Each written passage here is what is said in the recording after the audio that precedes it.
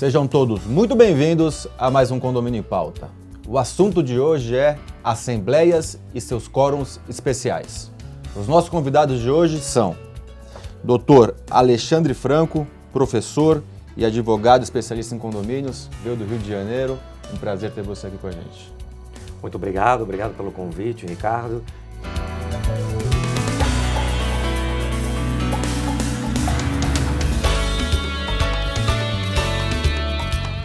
E, recorrente no programa, Dr. Miguel Zain, advogado, especialista em condomínio e presidente da Comissão de Direito Condominial do Mato Grosso. Seja muito bem-vindo novamente. É uma honra, mais uma vez, estar aqui atendendo o seu convite.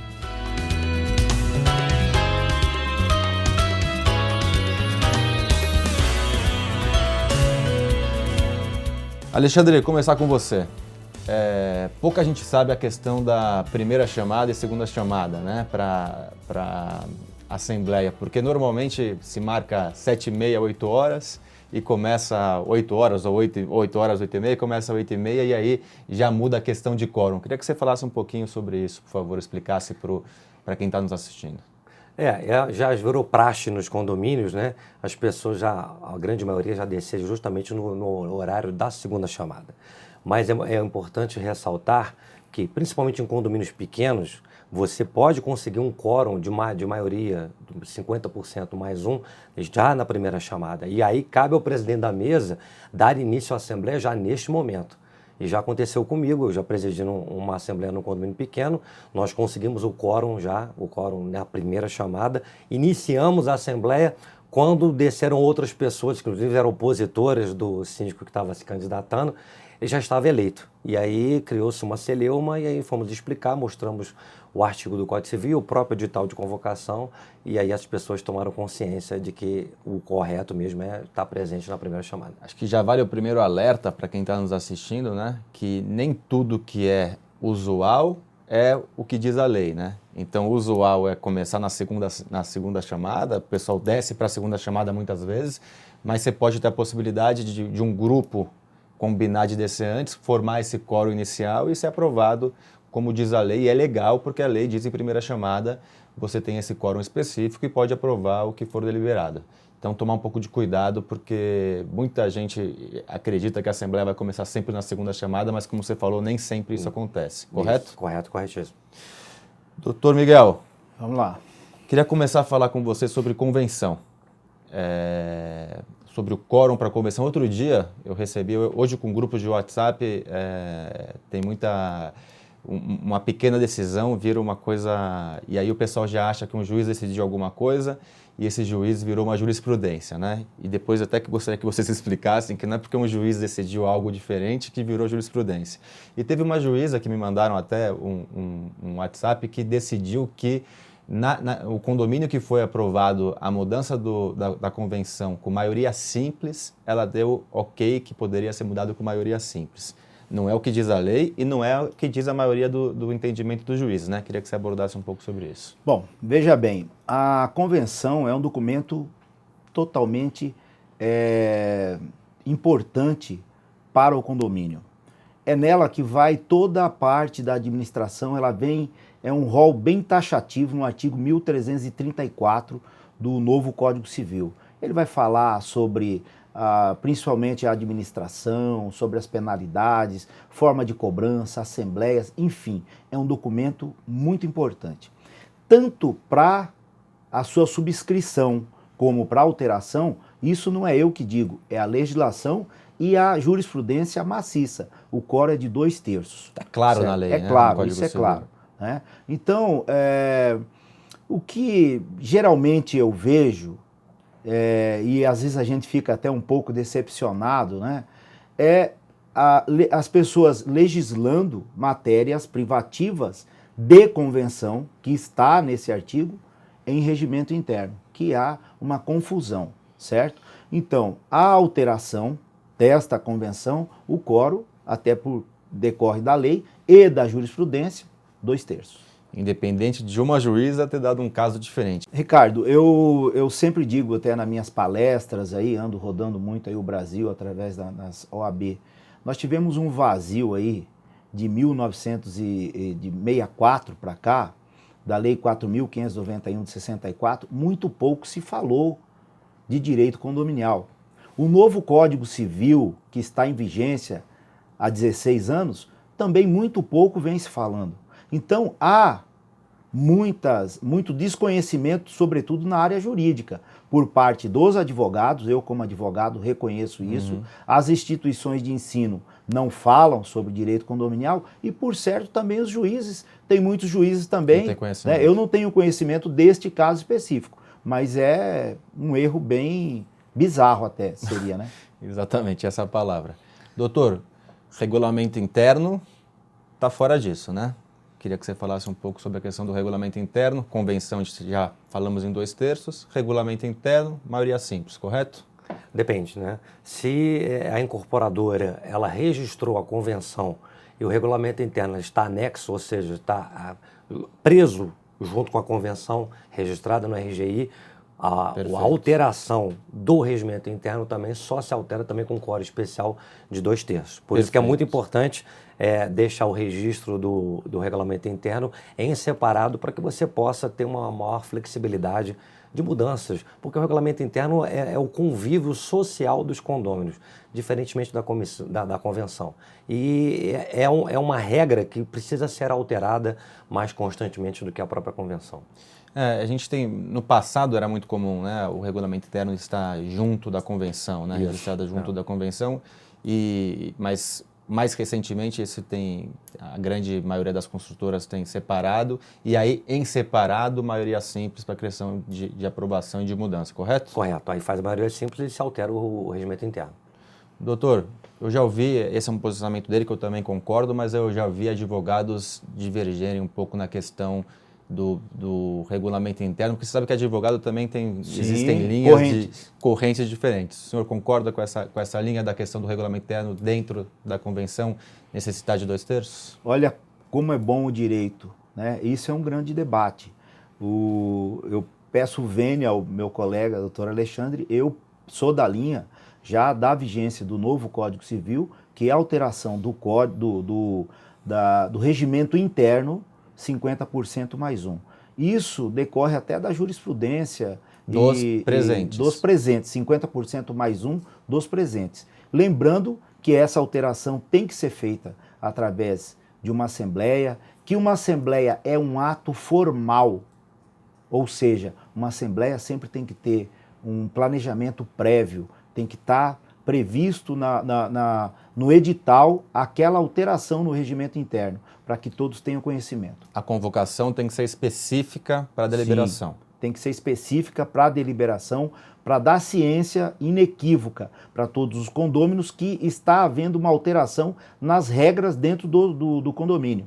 Então, só para deixar claro, mesmo estando a convenção registrada, o regulamento interno registrado dentro da convenção, o senhor acredita que pode ser alterado com maioria simples? É isso? O meu pensamento é porque esta praxe era usado anteriormente com a Lei 4.591 de 64, só que entrou em vigência agora o novo Código Civil e deixou de ser usada esta praxe. É muito comum hoje, sobretudo aqui em São Paulo, as incorporadoras até fazerem já a convenção e o regimento interno junto. Hoje, muitas incorporadoras, eu falo pelo Mato Grosso e outros estados aí que a gente tem acesso, o que eles fazem? A minuta da convenção e muitas vezes até a minuta do regimento interno, para que seja aprovado em assembleia. Só um adendo, independentemente de qualquer discussão e de qualquer tese que seja abarcada, o grande problema da alteração do regimento interno, quando ele está anexo à convenção, já foi levado a registro, é que quando você faz essa Assembleia Geral Extraordinária e faz essa alteração, ou seja, pelo quórum de maioria simples ou maioria absoluta, como o Miguel Zain falou, é que o cartório, se não tiver 2/3, o cartório não faz essa alteração. Não fazendo essa alteração, você fica um impasse. Você tem um entendimento que com quórum que não seja de 2/3, você pode alterar e o oficial de cartório ele não faz o registro. Aí só tem uma solução, levar a suscitação de dúvida para o juiz da vara de registros públicos. Perfeito. E aí o juiz vai decidir acerca desses dois posicionamentos distintos. Perfeito. Deixa eu agregar uma coisa aqui que está até fora da pauta. A gente tem muitos condomínios que tem a convenção, que tem o regulamento interno e que às vezes se cria um manual de procedimentos de segurança, muitas vezes fora desse regulamento interno. No entendimento de vocês, esse manual de procedimentos, ele primeiro precisaria, o que eu digo de manual de procedimento de segurança? Chegou a pizza, pode subir, não pode subir, o controle não funcionou, pode buzinar ou precisa ir falar com o porteiro para pedir a liberação, procedimento de segurança. Primeiro, se o síndico poderia tomar essa decisão junto sozinho ou com um grupo de conselheiros, se precisaria levar para uma assembleia e se levando para uma assembleia, né, se teria um quórum qualificado. Quem que me responde aí essa pergunta para os dois? Não sei quem se sente mais à vontade para responder. O ideal seria que quando a própria convenção, o regimento interno fossem confeccionados, eu, quando sou contratado, o que eu faço? No próprio regimento interno, algumas questões que você tem que deixar para serem flexíveis, por exemplo, horário de piscina. O governo federal edita administrativamente o horário de verão. Se no seu regimento interno estiver dizendo que a piscina fecha às 17 ou às 18 horas, se você quer ficar até mais tarde, até às 20 horas, né, você necessitaria de alterar esse regimento interno. Então, algumas coisas nós podemos deixar para que o síndico decida, juntamente com o conselho, essas nuances do dia a dia que só quem está na própria administração sabe a real necessidade de mudança. A questão da segurança é muito importante, então deveria deixar essa parte, uma cláusula aberta, para que o síndico pudesse atuar juntamente com o conselho, né, criar essas regras.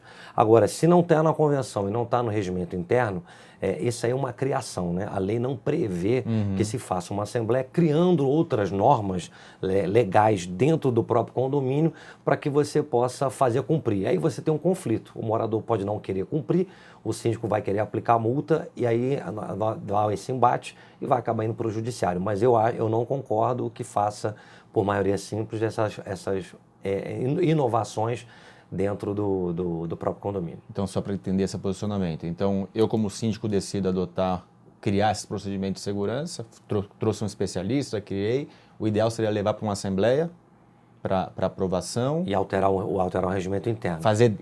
Inserir dentro do regulamento interno. Porque você corre o risco de, por exemplo, tem condomínios que são o mandato do síndico a cada um ano. Então, você tem a cada ano, você tem o síndico, por exemplo, se for ele com o conselho ou pela própria assembleia, tentando fazer mudanças, quase que legislando dentro do próprio condomínio. Doutor? Ricardo, dentro dos condomínios, existem as regras internas. O que a lei prevê é convenção e regimento interno, artigo 1334 do Código Civil. As atribuições do síndico vêm bem definidas no artigo 1348. São várias atribuições. Então, veja bem, tem matérias específicas da convenção e tem matérias para serem tratadas no regimento interno. E o código, várias vezes, ele se reporta à Assembleia. Quem determina grandes normas dentro dos condomínios é a Assembleia. Penso eu que o síndico, que deve se profissionalizar, que o artigo 1337 cria a hipótese do administrador, e esse administrador, o terceiro, ele tem que ser um profissional, ele não pode, mesmo com o conselho, porque o conselho não tem essa competência, criar normas e impor a um condomínio. Então, Assembleia é a maioria simples. Então, veja bem, qualquer norma que tiver dentro dos condomínios ou deve estar na convenção ou no regimento interno. Se essa norma é de segurança, regimento interno. Vou te dar outro exemplo. As normas de aplicação, por exemplo, da ABNT, reformas em condomínio, 16.280. Tem que ter o procedimento previsto, então, ou no regimento interno. Prevê lá um capítulo. Perfeito. Certo? Perfeito. Eu vou chamar um quadro que é o Síndico de Sucesso. Tem algumas perguntas para vocês importantes, principalmente a questão de obras. Esse é um tema que deixa muita gente em dúvida, porque também é muito interpretativo. Nós temos a questão de mudança de destinação de algumas áreas comuns. Temos algumas exceções que eu queria tratar com vocês. Tem a adjudicação, que eu também queria tratar com vocês. Mas antes disso, chamar um quadro que é o Síndico de Sucesso. Olho na tela.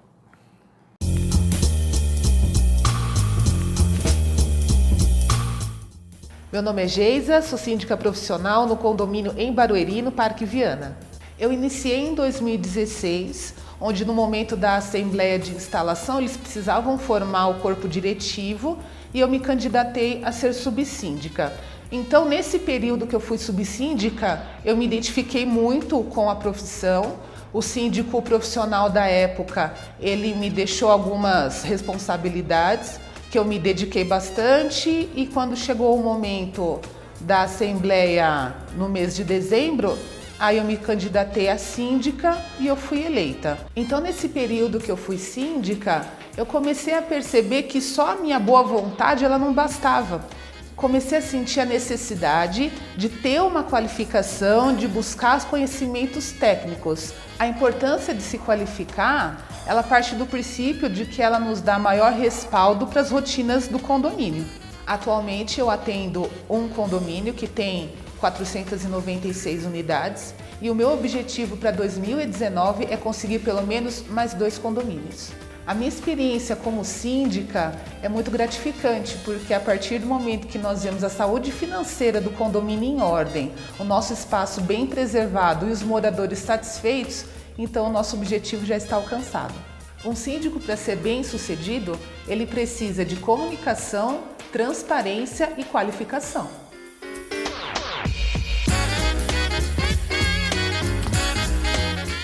Bom, estamos de volta. Já deixei as perguntas no ar para vocês. Vocês vão me responder no segundo bloco. E você que está em casa, sexta-feira, essas respostas e muito mais. Até lá.